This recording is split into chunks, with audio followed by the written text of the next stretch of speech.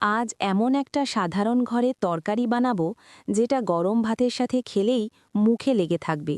ওলকপি আলু মাছের রমরমা তরকারি। তো এখন আমি মাঝারি সাইজের ওলকপি নিয়ে নিলাম। তারপর এগুলো সুন্দরভাবে কেটে পরিষ্কার করে নিলাম। এরকম ছোট ছোট পাতলা পাতলা করে কেটে নেব যাতে সহজভাবে তরকারিটা গলে যায়। বেশি মোটা করে কাটলে শক্ত হয়ে যাওয়ার ভয় থাকে। এখানে আমি 2টা আলু অ্যাড করব।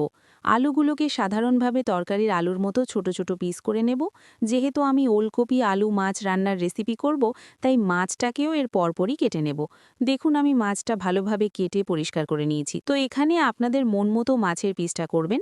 আমি এখানে মাছের পিসটা একটু পাতলা করেই মাছটাকে পিস পিস করে নিচ্ছি। পিস করে কাটা হয়ে গেলেও ধরে নেব। এবার কেটে রাখা মাছে দিয়ে দেব 1 চা চামচ পরিমাণ হলুদ গুঁড়া। এটাকে ভালোভাবে মিশিয়ে রেখে দেব কিছুক্ষণ। প্রথমেই বলে রাখি, আমরা কিন্তু গরিব মানুষ, তাই রান্না চুলায় দেব। কারণ আমাদের ওভেন নেই। কড়াটা গরম করে নিয়েছি। এখন কড়াইতে দিয়ে দেব 1 কাপ পরিমাণ তেল। তেলটা গরম হয়ে গেলে দিয়ে দেব পেঁয়াজ কুচি। পেঁয়াজটাকে নেড়েচেড়ে লাল করে নিয়ে তাতে দিয়ে দিতে হবে কেটে রাখা তরকারি। কিছুক্ষণ পর যখন তরকারি থেকে পানি ছাড়বে, তখন দিয়ে দেব 1 চা চামচ পরিমাণ লবণ, 1 টেবিল চামচ পরিমাণ হলুদ গুঁড়া, সামান্য জিরে মরিচ বাটা, 1 চা চামচ পরিমাণ আদা বাটা। তারপর সব মশলাগুলোকে ভালোভাবে খুন্তির সাহায্যে মেরেচেড়ে তরকারির সঙ্গে অ্যাড করে নেব।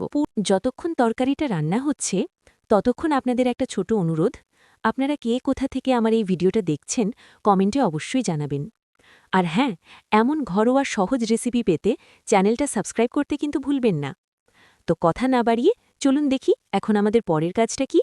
কিছুক্ষণ পর তরকারির পানিটা যখন মরে যাবে, তখন অল্প অল্প করে পানি অ্যাড করতে হবে এবং নাড়তে থাকতে হবে। এরপর তরকারির স্বাদ আরও বাড়ানোর জন্য দিয়ে দিচ্ছি কেটে রাখা টমেটো কুচি। এখন তরকারিটা মজে যাওয়ার জন্য কিছুক্ষণ ঢেকে রাখতে হবে। 5 মিনিটের জন্য তরকারিটাকে ঢেকে রাখতে হবে। ততক্ষণ আমি মাছটা ভেজে নেব।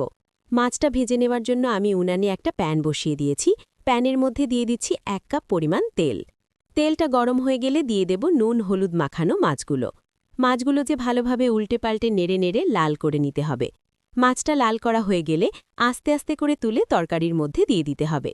অবশেষে আর কিছুক্ষণ রেখে দিলে তৈরি হয়ে যাবে আমাদের রমরমা তরকারি। ট্যান ট্যানে! এবার এটাকে গরম ভাতের সঙ্গে মিশিয়ে খেলে যা হবে না, জাস্ট ওয়াও!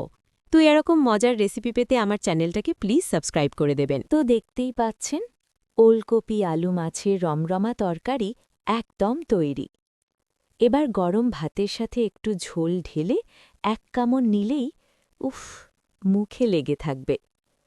এখন যদি আপনার পেটে হালকা খিদে লেগে যায়, তাহলে দোষ কিন্তু আমার না। ভিডিওটা ভালো লাগলে একটা লাইক দিয়ে যাবেন, আর এমন মজাদার ঘরোয়া রেসিপি পেতে চ্যানেলটা সাবস্ক্রাইব করে রাখবেন।